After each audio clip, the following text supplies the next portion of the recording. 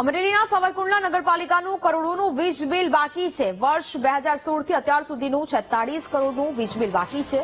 સાવરકુંડલામાં 46 બોરથી પાણી પૂરું પાડવામાં આવે છે।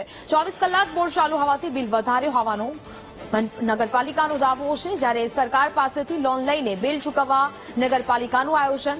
બિલની ભરપાઈ માટે પીજીવીસીએલે નગરપાલિકાને અનેક નોટિસો આપી છે। સેટલમેન્ટ હેઠળ નગરપાલિકા દર મહિને પીજીવીસીએલને 5 લાખ રૂપિયા ચૂકવે છે। સાવરકુંડલા પાલિકા પાસે 55 કરોડનું લેણું બાકી હોવાનો પીજીવીસીએલે દાવો કર્યો છે। સાવરકુંડલાના આમ નાગરિક તરીકે અમારી માટે અત્યંત શરમજનક બાબત કહેવાય કે સાવરકુંડલા નગરપાલિકા ઉપર 46 કરોડ રૂપિયાનું બોજ છે।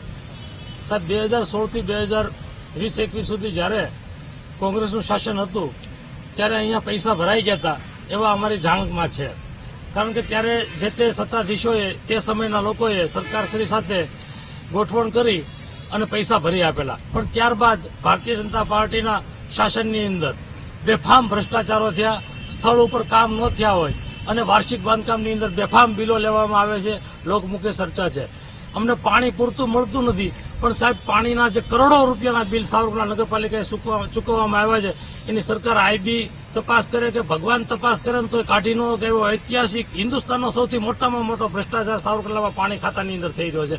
સાહેબ જે પણ અત્યંત દુઃખદાયક બાબત છે। ના, બધું જ ચાલુ રહેવાનું છે, કોઈ જ વસ્તુ બંધ નથી રહેવાની। અને સાવરકુંડલાનું જે 46 કરોડનું જે બિલ છે એ કંઈ 1-2 દિવસનું બાકી નથી, ઘણા સમયથી બાકી આવે છે। એટલા માટે કે સાવરકુંડલાની પરિસ્થિતિ છે કે 46 બોરને આધારે સાવરકુંડલાને પાણી આપવામાં આવે છે। અને કુંડલાનો જે વિસ્તાર વધ્યો છે એમાં સ્ટ્રીટ લાઇટોનું છે, આ છે, પછી પમ્પિંગ સ્ટેશનો હોય છે ગટરના, એના બિલ બાકી હોય છે।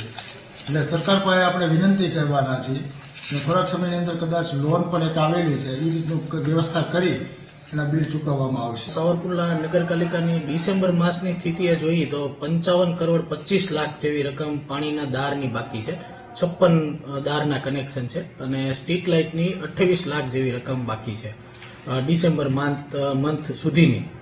પાલિકાને અવારનવાર અમારા દ્વારા નોટિસો આપી અને જાણ કરવામાં આવે છે, ભરપાઈ કરવામાં આવે છે, પરંતુ એ લોકો પાસે જેમ સગવડ હોય આર્થિક સ્થિતિ એ મુજબ 5 થી 10 લાખનું પેમેન્ટ પર મંથે કરવામાં આવે છે।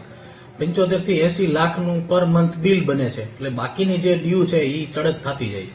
અને ટોટલ અત્યારે હાલ મળીને મેં તમને જે રકમ કીધી એ 55 કરોડ 25 લાખ જેવી વોટરવર્ક્સ પાણીના દારની રકમની ડ્યુઝ બાકી છે। એના કારણે જ્યાં જોવે ત્યાં મંદ ફાવે ત્યાં લાઇટો 24 કલાક ચાલુ હોય છે, બોર 24 કલાક ચાલુ હોય છે। એના કારણે આ લાઇટ બિલનો મોટો બોજ ભોગવવો પડે છે। અને રહી વાત જો ગુજરાતની કે ભારતની તમામ નગરપાલિકાની અંદર જે મોટી મોટી નદીઓના પાણી મળે છે, મહી નદીનું પાણી મળે છે, નર્મદાનું પાણી મળે છે, તો સાવરકુંડલા નગરપાલિકાને માત્ર એક જ લોકર વિસ્તારની અંદર જ મહીનું પાણી મળે છે, બાકી તો બોર આધારિત છે। તો ભારતીય જનતા પાર્ટીના ધારાસભ્યો હોય, ભારતીય જનતા પાર્ટીના સાંસદ હોય, ભારતીય જનતા પાર્ટીના વડાપ્રધાન હોય, મુખ્યમંત્રી હોય, તો ભાઈ સાવરકુંડલા નગરપાલિકા પણ ભારતીય જનતા પાર્ટીની છે।